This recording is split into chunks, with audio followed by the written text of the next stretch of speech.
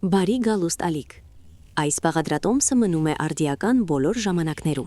Տարբեր տարիքում շատ մարդկանց մոտ առաջանում են նուրբ խնդիր, ինչպես պայքարել փորկապության դեմ, ինչպես ազատվել դրանից։ Ընտրեք ձեզ համար բնական միջոց, սա կօգնի կանոնավոր դարձնել կղանք է, առանց կողմնակի ազդեցությունների։ Բաղադրատոմսի համար պահանջվում է ընդամենը 2 բաղադրիչ, չամիչ, ցանկալի է սև։ Կարող եք գնել շուկայում կամ սուպերմարկետների բանջարեղենի բաժնում։ Չամիչը պետք է լվանալ, եթե կոշտ է, պետք է որոշ ժամանակ թրջել ջրում։ Երկրորդ բաղադրիչը կաթնամթերքն է, ձեր ճաշակով։ Յոգուրտ, թթվասեր, մածուն։ Եթե յոգուրտ եք օգտագործում, այն պետք է լինի առանց շաքարի, օրինակ հունական, առանց հավելումների։ Լցնում ենք 50 մլ թթվասեր կամ այլ կաթնամթերք եւ 1 ճաշի գդալ չամիչ։ Բլենդերով մանրացնում ենք մինչև միատարր զանգված ստանալը։ Ստացվում է շատ համեղ, քաղցր, նման է դեսերտի։ Համն այնքան հաճելի է, որ ոչինչ ավելացնելու կարիք չկա։ Այս միջոցը կօգնի կարգավորել մարսողությունը եւ կղանքը։ Ինչպես ընդունել։ Ավելի լավ է ընդունել երեկոյան, օրական 1 բաժակ։ Բուժական դեսերտը հագեցնող է, հարմարավետ, կարգավորում է քունը։